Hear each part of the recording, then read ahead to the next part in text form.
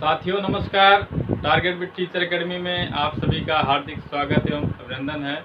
साथियों, जैसा कि हम लोग हिंदी व्याकरण को पढ़ रहे थे और हिंदी व्याकरण को 2-3 क्लास हम लोग बहुत विधिवत तरह से ले लिए थे और विश्वास दिला रहा हूं कि यदि वहां से परीक्षा में प्रश्न बनेगा तो वहां से बाहर नहीं होने देंगे।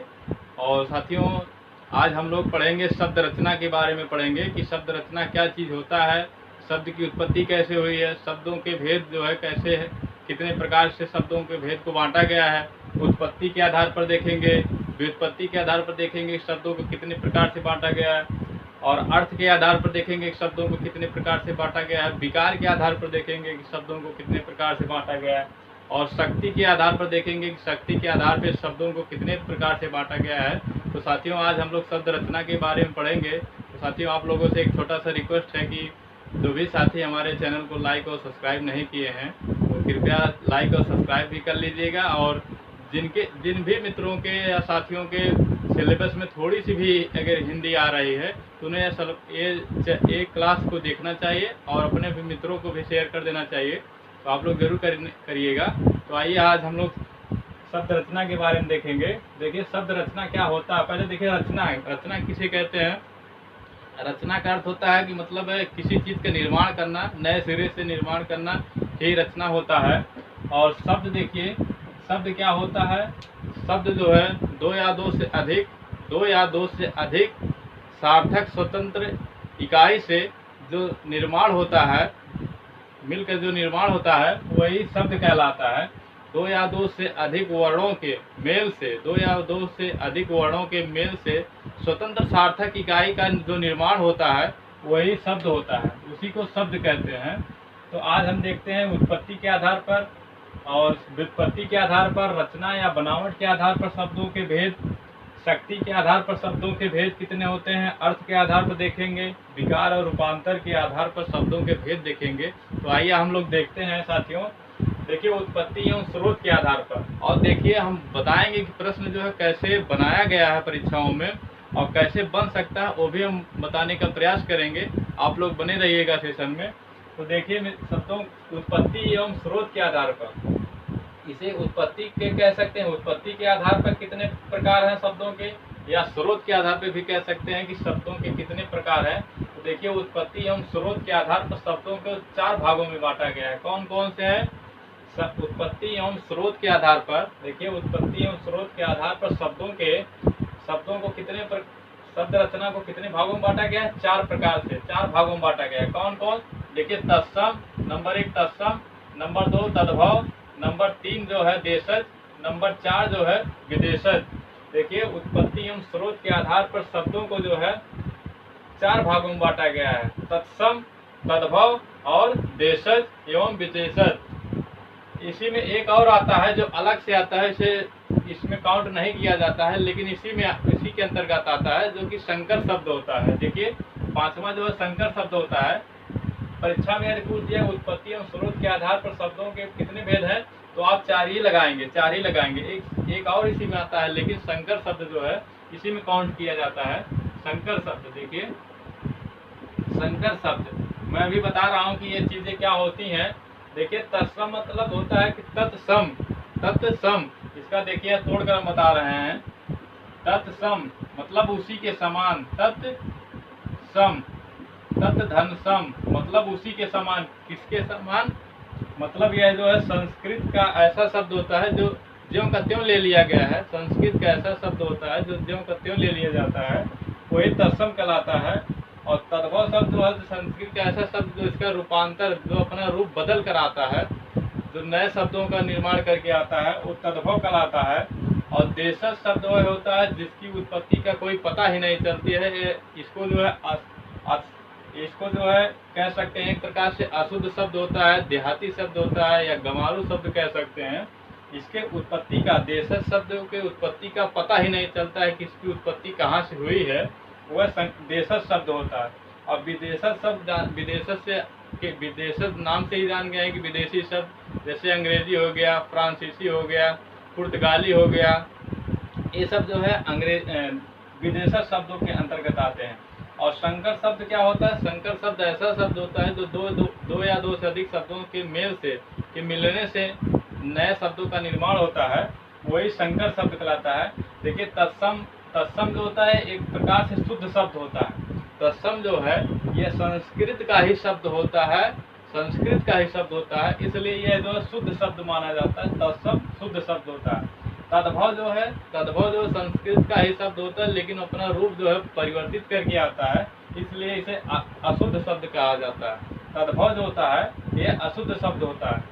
और देखिए परीक्षा में देखिए यहाँ से प्रश्न कैसे बनाएगा, परीक्षा में देखिए कैसे प्रश्न बनाएगा कि उत्पत्ति एवं स्रोत के आधार पर या उत्पत्ति पूछ सकता है या स्रोत पूछ सकता है कि उत्पत्ति या स्रोत के आधार पर शब्दों को कितने भागों में बांटा गया है। तो आप 4 ही लगाएंगे, 4 ही आप उत्तर को मारेंगे। देखिए तत्सम और तद्भव, देशज एवं विदेशज, यही जो है 4 भागों में इसे बांटा गया है। इसी के अंतर्गत संकर भी आता है, जिसे इसे काउंट नहीं किया जाता है। तत्सम क्या होता है? शुद्ध शब्द होता है। तद्भव क्या होता है? अशुद्ध शब्द होता है। और देखिए परीक्षा में कैसे प्रश्न ये भी बनाता है कि वह कौन सा शब्द है जिसकी उत्पत्ति का कोई पता नहीं चलता है। तो देशज शब्द होता है जिसकी उत्पत्ति का कोई पता ही नहीं चलता है। खुद या निम्नलिखित में से कौन सा शुद्ध शब्द होता है? तत्सम या तद्भव। तो तत्सम जो है शुद्ध शब्द होता है, तद्भव अशुद्ध शब्द होता है। देखिए अब हम लोग पढ़ेंगे व्युत्पत्ति। व्युत्पत्ति के आधार पर शब्दों को कितने भागों में बांटा गया है, रचना के आधार पर शब्दों को कितने भागों में बांटा गया, या बनावट के आधार पर। ये तीनों एक ही है। व्युत्पत्ति या रचना या बनावट के आधार पर शब्दों को 3 भागों में बांटा गया है। 3 भागों में देखिए, पहला ऋण शब्द, दूसरा यौगिक शब्द, तीसरा योग ऋण शब्द। उत्पत्ति के आधार पर या रचना के आधार पर या बनावट के आधार पर शब्दों को कितने भागों में बांटा गया है? 3 भागों में बांटा गया है। कौन कौन?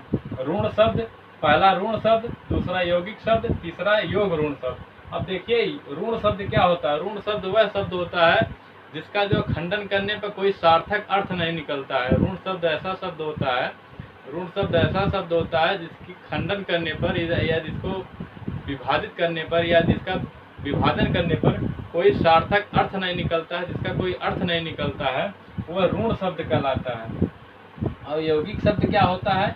यौगिक शब्द ऐसा शब्द होता है 2 या 2 से अधिक शब्दों से मिलकर बना एक ऐसा शब्द होता है जिसका खंडन करने पर या जिसका विभाजन करने पर जो है एक सार्थक अर्थ देता है, यह यौगिक शब्द कहलाता है। यौगिक शब्द में जैसे विद्यालय हो गया, विद्याधनालय, विद्यालय हो गया, 2 भागों में बांटते हैं तो दोनों का अपना अपना अलग अलग अर्थ देता है।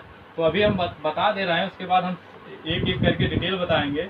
योग ऋण क्या होता है? योग ऋण ऐसा शब्द होता है जो अपना अर्थ ना देकर किसी दूसरे का अर्थ प्रकट करने लगता है, अपना अर्थ ना देकर दूसरे का अर्थ प्रकट करने लगता है, दूसरा भाव देने लगता है, वही ऋण शब्द कहलाता है।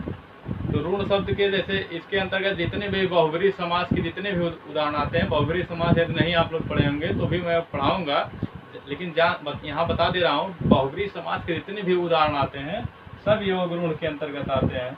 अब देखिए शक्ति के आधार, देखिए प्रश्न कैसे बनाएगा परीक्षा में वो भी मैं बता दे रहा हूँ। प्रश्न बनाएगा कि व्युत्पत्ति या दे देगा या रचना दे देगा या बनावट दे देगा। कि पूछेगा व्युत्पत्ति के आधार पर शब्दों को कितने भागों में बांटा गया, या रचना के आधार पर शब्द कितने प्रकार के होते हैं, या बनावट के आधार पर शब्द के कितने भेद होते हैं। 3 लगाएंगे। कौन कौन? देखिए ऋण शब्द, यौगिक शब्द, योग ऋण। या इस प्रकार से प्रश्न घुमा सकता है कि निम्नलिखित में से कौन सा शब्द ऐसा है जो व्युत्पत्ति के आधार पर नहीं बांटा गया है। व्युत्पत्ति के आधार पर नहीं बांटा गया ऋण शब्द, यौगिक शब्द, योग ऋण। इसी में से एक और दे दिया तत्सम। तो ये जानते रहे कि व्युत्पत्ति या रचना या बनावट के आधार पर शब्दों के भेद हैं। 3 भेद होते हैं। देखिए व्युत्पत्ति और उत्पत्ति में कंफ्यूजन मत हो जाइएगा।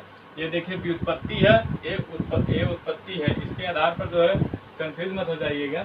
और देखिए शक्ति के आधार पर, आज हम ये शक्ति के आधार पर देखिए, शक्ति के आधार पर शब्दों को देखिए 3 भागों में बांटा गया। शब्द रचना 3 प्रकार से किया गया है। एक अभिधा होता है, दूसरा लक्षणा, तीसरा व्यंजना। अभिधा, व्यंजना या लक्षणा।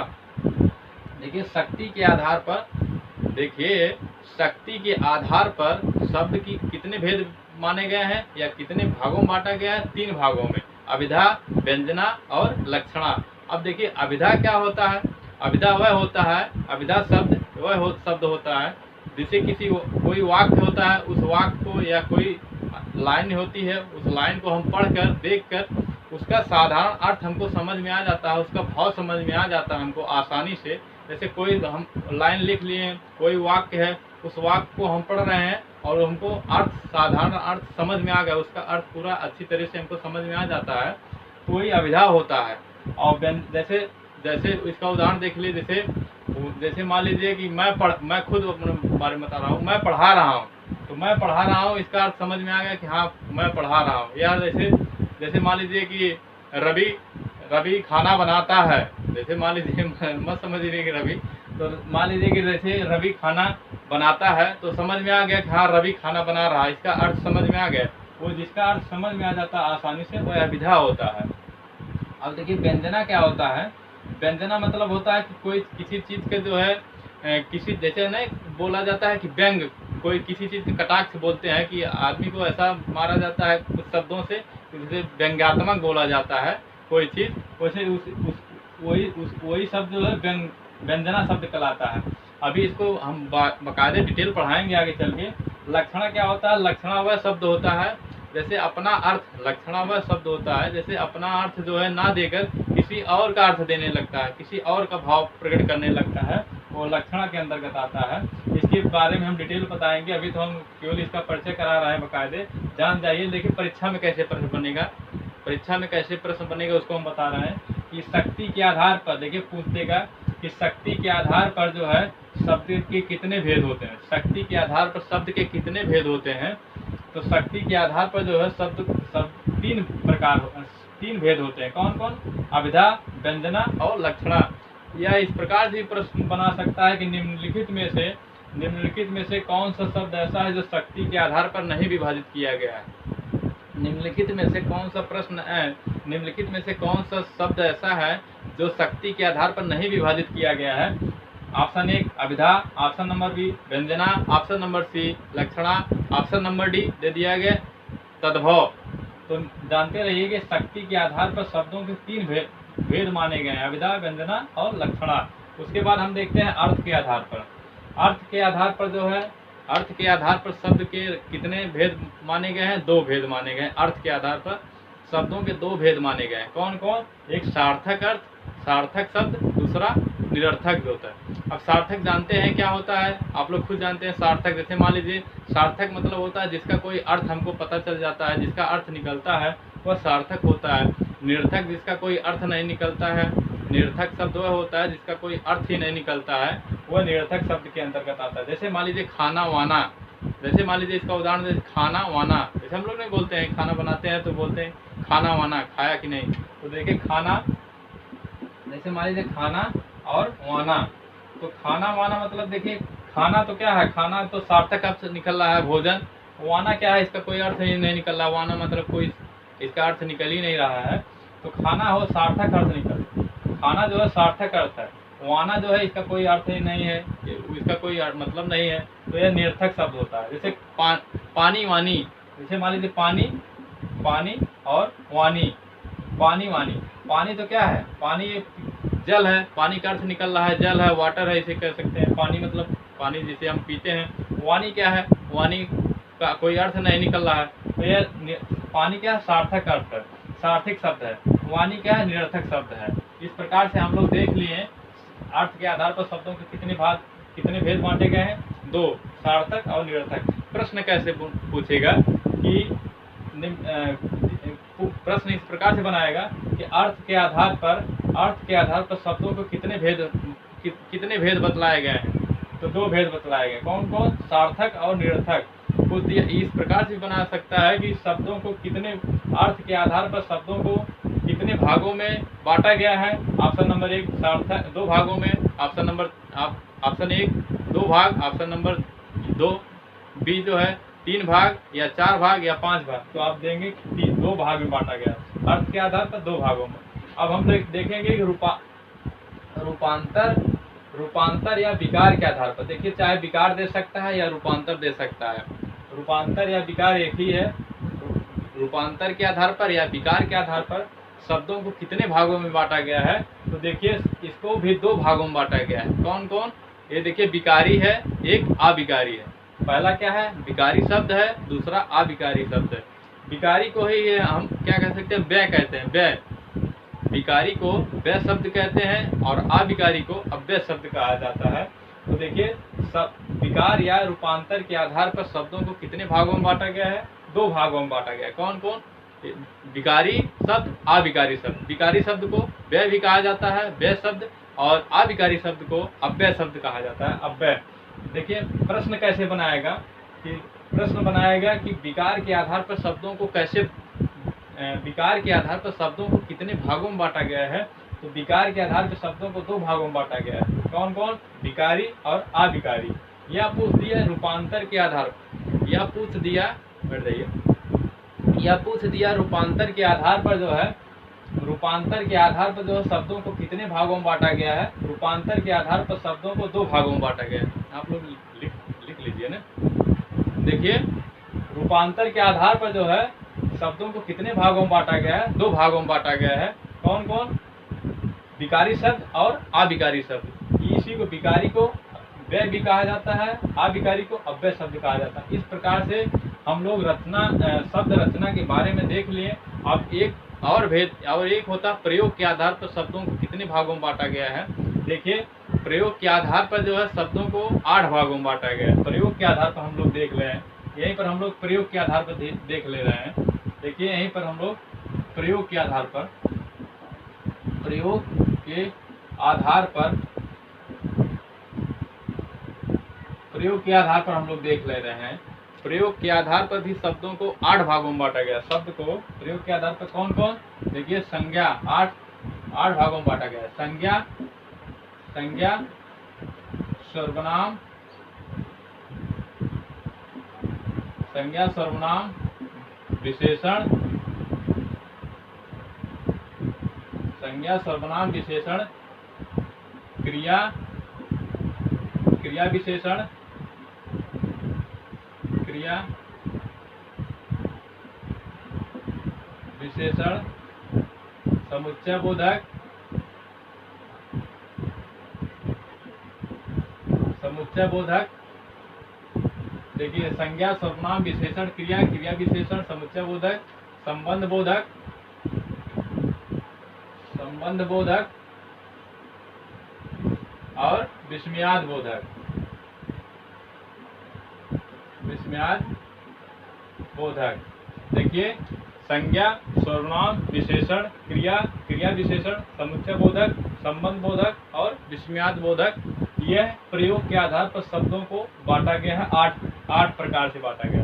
प्रयोग के आधार पर पूछेगा, प्रयोग के आधार पर शब्दों को कितने भागों में बांटा गया है। प्रयोग के आधार पर शब्दों को 8 भागों में बांटा गया है। कौन कौन, या इस प्रकार से भी प्रश्न बना सकता है कि निम्नलिखित में से कौन सा शब्द प्रयोग के आधार पर नहीं बांटा गया है।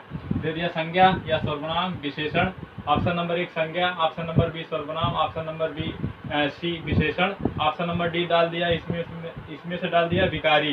तो प्रयोग के आधार पर जानते रहिए, प्रयोग के आधार पर जो जानते रहिए संज्ञा, प्रयोग के आधार शब्दों को, शब्द रचना कितने 8 भागों में बांटा गया है। देखिए इसी को देखिए संज्ञा और सर्वनाम और विशेषण और क्रिया, संज्ञा, सर्वनाम, विशेषण और क्रिया जो है, इसी को जो है विकारी शब्द कहा जाता है। इसी को देखिए, इसी को विकारी शब्द कहा जाता है। संज्ञा, सर्वनाम, विशेषण और क्रिया, यही जो है विकारी शब्द के अंतर्गत आते हैं। जो यहाँ विकारी शब्द है, जो है विकारी या व्यय है, इसी को विकारी या व्यय कहा जाता है। इसी को देखिए, इसी को विकारी, इसी को विकारी या व्यय, इसी को विकारी या व्यय शब्द कहा जाता है। और जो क्रिया विशेषण और समुच्चय बोधक है, क्रिया विशेषण और समुच्चय बोधक, संबंध बोधक और विस्मयाद बोधक, यह जो है यह अविकारी शब्द के अंतर्गत आता है। यह देखिए अविकारी शब्द के, अविकारी शब्द, या इसी को अव्यय भी कहा जाता है। अव्यय, इसी को अव्यय भी कहा जाता है। यह देखिए क्रिया, क्रिया विशेषण, समुच्चय बोधक, संबंध बोधक और विस्मयाद बोधक, यह अविकारी शब्द के अंतर्गत आते हैं। इसी को जो है अव्यय शब्द भी कहा जाता है।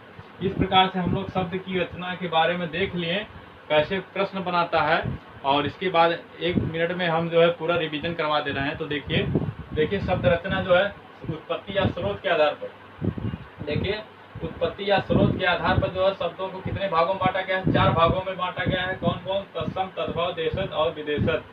उत्पत्ति एवं स्रोत के आधार पर शब्दों को 4 भागों में बांटा गया है, तत्सम, तद्भव, देशज, विदेशज। लेकिन इसी के अंतर्गत जो है उत्पत्ति के आधार अंतर्गत एक और शब्द आता है संकर शब्द। इसे काउंट नहीं किया जाता लेकिन इसी के अंतर्गत आता है। तो देखिए दूसरा, उत्पत्ति या बनावट या रचना के आधार पर, उत्पत्ति या बनावट या रचना के आधार पर शब्दों को कितने भागों में बांटा गया है? 3 भागों में बांटा गया है। कौन कौन? ऋण शब्द, यौगिक शब्द, योग ऋण होता है। अब इसके विषय में डिटेल पढ़ाएंगे आगे। उसके बाद देखिए शक्ति के आधार पर शब्दों को कितने भागों में बांटा गया है? 3 भागों में बांटा गया है। कौन कौन? शक्ति के आधार पर शब्दों को 3 भागों में बांटा गया है। कौन कौन? अभिधा, व्यंजना, लक्षणा। अभिधा, व्यंजना, लक्षणा। उसके बाद देखिए अर्थ के आधार पर शब्दों को कितने भागों में बांटा गया है? 2 प्रकार के, सार्थक और निरर्थक। उसके बाद देखिए विकार या रूपांतर के आधार पर, विकार या रूपांतर के आधार पर शब्दों को कितने भागों में बांटा गया है? 2 प्रकार से। कौन कौन? विकारी या अविकारी। विकारी को ही व्यय कहा जाता है, व्यय शब्द, और अविकारी को अव्यय शब्द कहा जाता है। उसके बाद हम लोग देखे हैं प्रयोग के आधार पर। जैसा कि यहाँ देखिए प्रयोग के आधार पर शब्दों को कितने भागों में बांटा गया है? तो प्रयोग के आधार पर शब्दों को 8 भागों में बांटा गया है। कौन कौन? संज्ञा, सर्वनाम, विशेषण, क्रिया, क्रिया विशेषण, समुच्चय बोधक, संबंध बोधक और विस्मयाद बोधक। ये 8 प्रकार जो प्रयोग के आधार पर शब्दों को बांटा गया है। और संज्ञा, सर्वनाम, विशेषण, क्रिया जो है यह विकारी शब्द के अंतर्गत आते हैं, जिसे व्यय भी कहा जाता है। विकारी शब्द चार विकारी शब्द होते हैं, 4 अविकारी होते हैं। तो और जो क्रिया विशेषण, समुच्चय बोधक, संबंध बोधक, विस्मयाद बोधक, यह जो है देखिए ये क्रिया विशेषण, समुच्चय बोधक, संबंध बोधक, विस्मयाद बोधक, यह देखिए अव्यय अविकारी शब्द के अंतर्गत आते हैं, जिसे अव्यय भी कहा जाता है। इस प्रकार से हम लोग शब्द की रचना के बारे में देख लिए।